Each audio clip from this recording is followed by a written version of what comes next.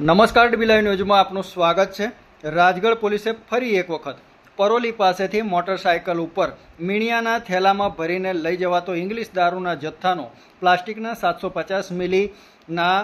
108 hall જે પ્લાસ્ટિકના થેલાની અંદર ભરી અને ગોદલીના ઘોગંબા તાલુકાના ગોદલી ગામના કુખ્યાત બુટલેગર ભોદુનો પુત્ર સુનિલ ભોદુ અને તેની સાથે બીજો એક ઈસમ સુરસિંગભાઈ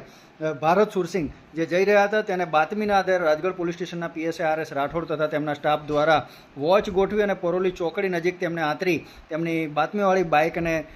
કબજે લઈ તેમને રોકી અને અટકાવી તપાસ કરતા તેમાંથી 50,700 ઉપરાંતનો દારૂ અને 50,000 રૂપિયાની મોટરસાયકલ મળી કુલ 1,760,000 રૂપિયાનો મુદ્દામાલ રાજગઢ પોલીસે જપ્ત કર્યો છે।